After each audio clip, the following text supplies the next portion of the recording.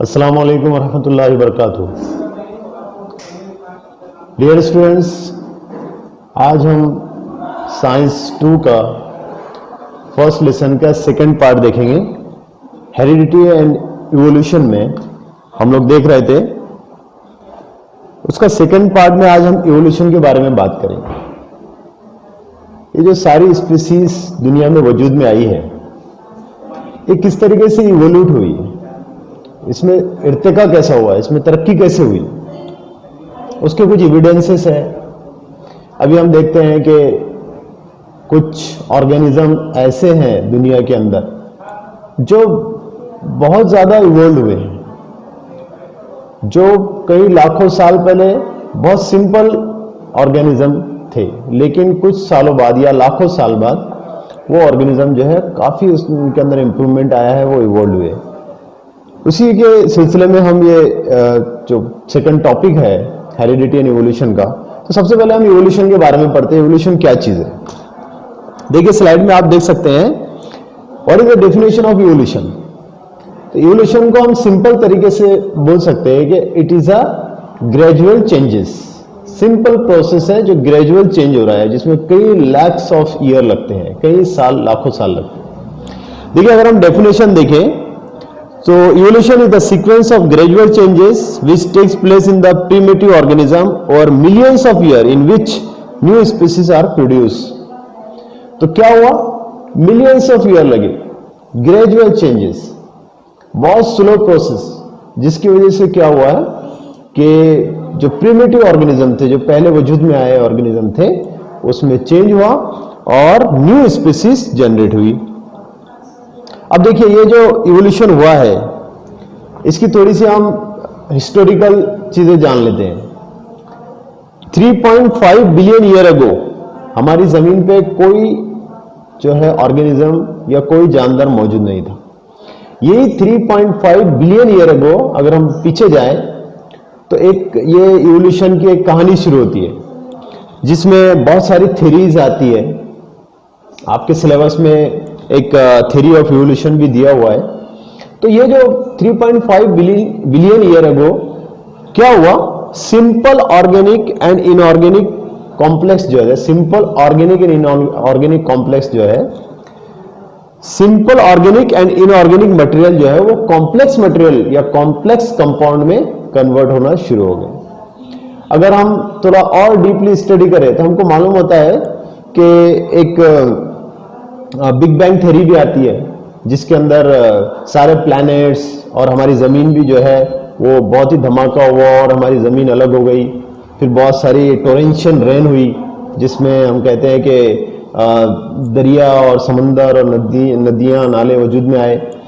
और हम ये देखते हैं कि उसी टोरेंशियल रेन की वजह से क्या हुआ कि बहुत सारे जो गैसियस मॉलिक्यूल जो एनवायरनमेंट में मौजूद थे वो ज़मीन पे आ गए, और वो जो सिंपल मॉलिक्यूल थे वो आपस में कंबाइन होने लगे, उनके दरमियान रिएक्शन होना शुरू हुआ, और वो सिंपल ऑर्गेनिक एंड इनऑर्गेनिक जो कंपाउंड थे वो कन्वर्ट हो गए फिर कॉम्प्लेक्स ऑर्गेनिक और कॉम्प्लेक्स कंपाउंड में वो कन्वर्ट हो गए।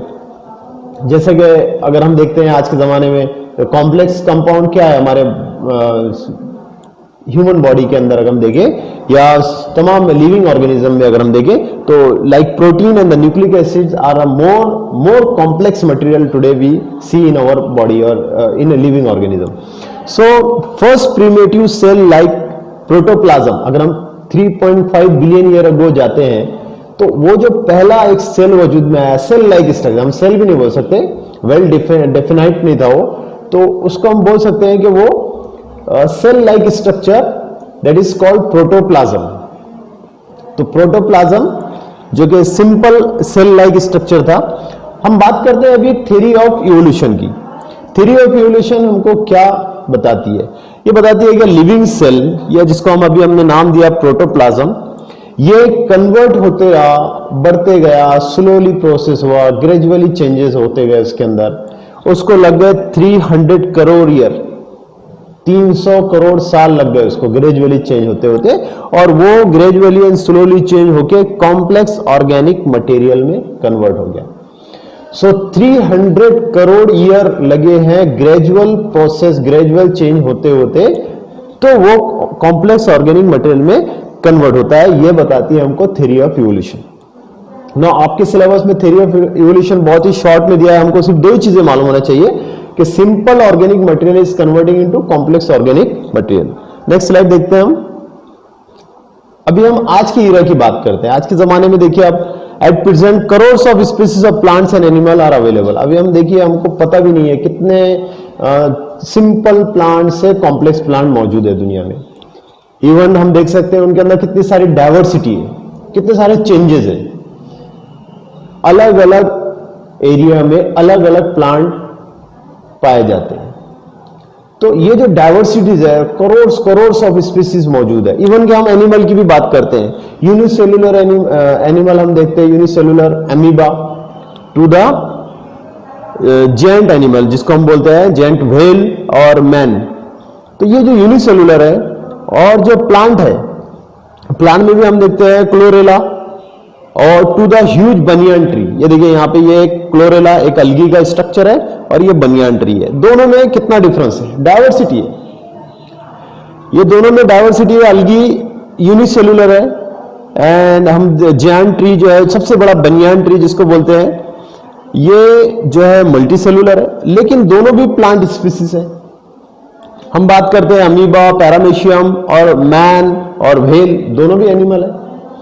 तो ये जितनी डाइवर्सिटी है, बट ये डाइवर्सिटी आई कैसे?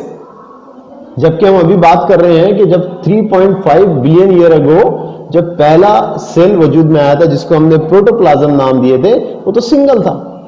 तो उसी साइंस यही कहता है, इसी को हमने इवोल्यूशन नाम दिया है कि वो सिंगल प्रोटोप्लाज्म सेल से वो प्लांट भी बना है, वो एनिमल भी बना है, वो यूनिसेल्युलर भी बना है, वो मल्टीसेल्युलर भी बना है। तो हम इसी को बोल रहे हैं थ्योरी ऑफ इवोल्यूशन। ना ये थ्योरी ऑफ इवोल्यूशन को सपोर्ट कौन कौन से एविडेंसेस करते हैं? अब हम बोल देंगे अगर ऐसा कि भाई 3.5 बिलियन ईयर अगो एक सेल वजूद में आया, उसकी वजह से सारे दुनिया में जितने एनिमल है और जितने प्लांट्स हैं वो सारे वजूद में आए, ऐसे बोलने से तो नहीं चलेगा। इसको हमको प्रूफ देना पड़ेगा, एविडेंस देना पड़ेगा। तो साइंस जो है कुछ एविडेंसेस देता है, वो एविडेंसेस हमको पता होने चाहिए। और साइंस के अंदर इस लेसन में बोर्ड की क्लास के बोर्ड के अंदर पेपर में ये पूछा जाता है, आप इसको थोड़ा अच्छे से पढ़िए।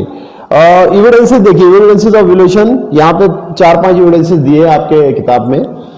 Morphological evidence, anatomical evidence, vestigial organ, palaeontological evidence, connecting link and the embryological evidence. हम थोड़ा इसको डिटेल देखेंगे वन बाय वन।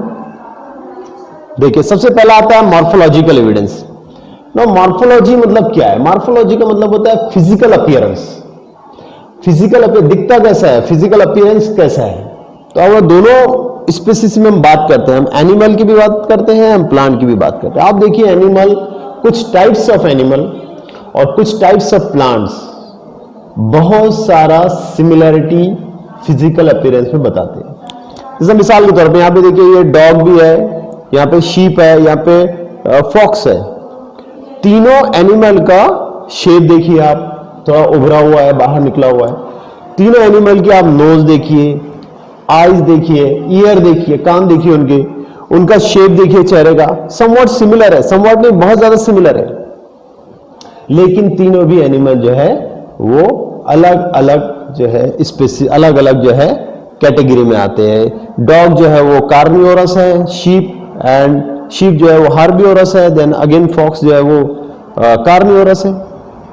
लेकिन तीनों का बनावट चेहरे की सेम है। तो ये एविडेंस हमको मिलता है कि तमाम जो एनिमल है उनका एंसिस्टर, जो उनके प्रीमिटिव एंसिस्टर है, प्रीमिटिव सेल है, वो सेम है, वो एक ही सेल से वजूद में है। इसी तरह हम प्लांट में देखिए, उनके पत्तों का साइज, उनके पत्तों का शेप, उनके फ्रूट्स की बनावट, फ्लावर, उनके ब्रांचेस, उनकी रूट्स, ये सारी चीजें जो है सिमिलर है। तो हमको मॉर्फोलॉजिकल यानी कि उनका फिजिकल अपीयरेंस हमको बताता है कि all the animal and the plant which are today having a huge diversity but having the common ancestor.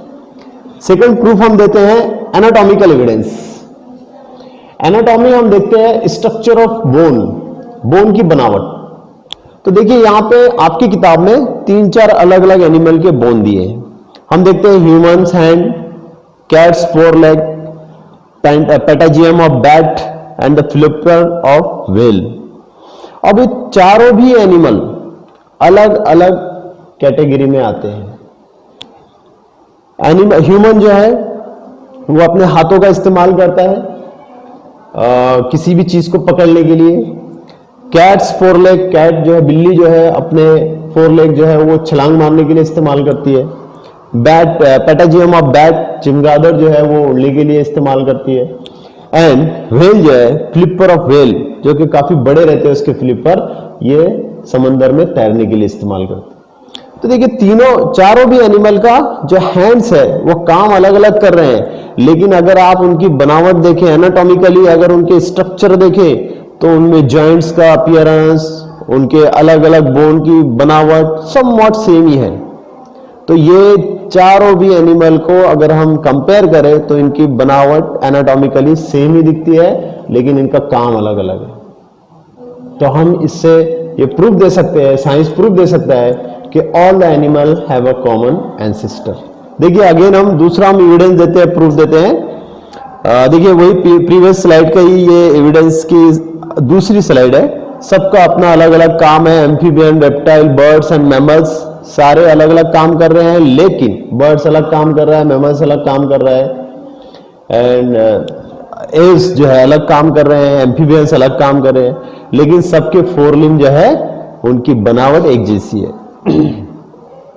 Vestigial organ, vestigial organ किसे कहते हैं? अब देखिए ह्यूमन बॉडी के अंदर organ which are non function in the present day forms but we are function in ancestor.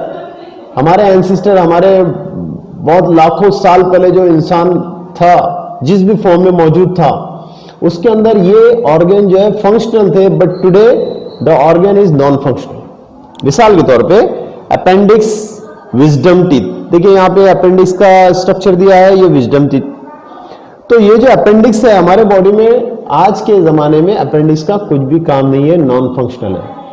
लेकिन हम ये देखते हैं कि यही अपेंडिक्स जो है वो एनिमल्स में सेलुलोज को डाइजेस्ट करने में बहुत इंपॉर्टेंट रोल प्ले करता है। इसका मतलब ये हुआ कि जब ह्यूमन का इवोल्यूशन हो रहा था, उस टाइम में जबकि ह्यूमन बीइंग जिस भी फॉर्म में मौजूद होगा, और वो मौजूद होगा हेर्बिवोरस जब खाता होगा, तो वो टाइम में ये अपेंडिक्स जो है उसका काम करता होगा डाइजेशन के लिए। इसी तरीके से विजडम टीथ, हमारे आखिर में मौजूद जो दांत होती है, ये आज नॉन फंक्शनल है, लेकिन कभी ना कभी ये फंक्शन में मौजूद होगा। इसी वजह से आज हमारे बॉडी के अंदर वो विजडम टीथ मौजूद है।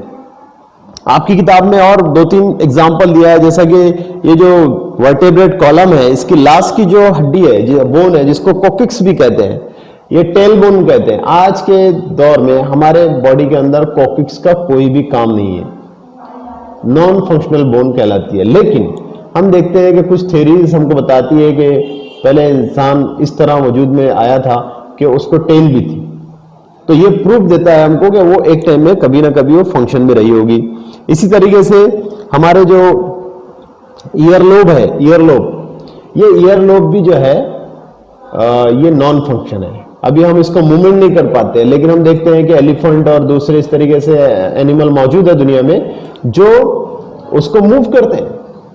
तो इसका मतलब ये हुआ कि जितने भी नॉन फंक्शनल ऑर्गन हमारे बॉडी में आज मौजूद है, जिसको हम वेस्टिजियल ऑर्गन कहते हैं, ये कभी ना कभी फंक्शनल ऑर्गन थे, जिसकी वजह से उनका काम अभी मौजूद नहीं है, जिसकी वजह से उनका काम अब बंद हो गया, लेकिन आज भी हमारे बॉडी में वो मौजूद है। ये प्रूफ देता है कि हमारी बॉडी या हम जो ह्यूमन बीइंग है, ये इनके कॉमन एंसेस्टर है, कभी इनका इवोल्यूशन हुआ है, देन हम नेक्स्ट स्लाइड में देखिए palaeontology is a branch of science which deal about the fossils.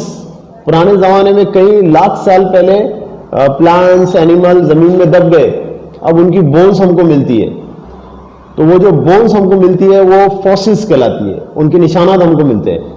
उन निशानात की बेसिस पे हम पता लगा सकते हैं कि वो जो बोन्स है उसके अंदर मौजूद कार्बन, और कार्बन जैसे आपकी किताब में दिया हुआ है, कार्बन 14 और कार्बन 12, ये ऐसे आइसोटोप्स है जिसकी मदद से हम मालूम कर सकते हैं कि ये जो एनिमल मिला है जमीन में से कितने साल पुराना है, जिसको कार्बन डेटिंग भी कहते हैं। तो ये कार्बन डेटिंग और पैलेंटोलॉजी और फॉसिल्स रिकॉर्ड की मदद से हमको बहुत सारे फॉसिल्स की जानकारी मिली है, और ये जानकारी की मदद से हमने ये जाना कि देखिए यहां पे लिखा oldest fossils are on the lowest layer, सबसे पुराने फॉसिल जो मिलेंगे सबसे नीचे मिलेंगे, फिर उसके बाद जो इवोल्व हुए हैं एनिमल उसके फॉसिल मिलेंगे, फिर उसके बाद जो इवोल्व हुए, फिर उसके बाद इस तरीके से हम देखते हैं। आपकी किताब में ये भी मौजूद है कि सबसे ऊपरी लेयर पे हमको मिलते हैं एग्स, यानी कि बर्ड्स के फॉसिल्स। इसका मतलब बर्ड्स जो है वो सबसे मोस्ट इवोल्व एनिमल कहलाते हैं। लेकिन ये पैलेंटोलॉजी की मदद से हम जान सकते हैं कि ये सारे बर्ड्स और ये सारे एनिमल के जो फॉसिल्स है इनका एंसेस्टर कॉमन थे, यानी ये एक ही सेल से इवॉल्व हुए हैं। चलिए अभी नेक्स्ट स्लाइड देखते हैं हमको, और ये प्रूफ है connecting link. Connecting link is the very strong proof हम बोल सकते हैं। कैसा? जैसा कि हम देखते हैं कनेक्टिंग लिंक, ये दो एनिमल के दरमियान कनेक्ट करता है। दो एनिमल वो भी डिफरेंट एरिया में रहने वाले, मतलब कि डिफरेंट क्लास डिफरेंट फैमिली में रहने वाले। मिसाल के तौर पे एग्स है जो उड़ने वाले हैं, मैमल्स है जो, या एम्फीबियंस है जो पानी और जमीन पर रहने वाले। इन दोनों के दरमियान अगर कोई दोनों की प्रॉपर्टी रखता है तो वो कहलाएगा connecting link between the Aves and amphibian. इसी तरीके से यहां पे आपकी किताब में कुछ 3 एनिमल्स के नाम दिए हैं।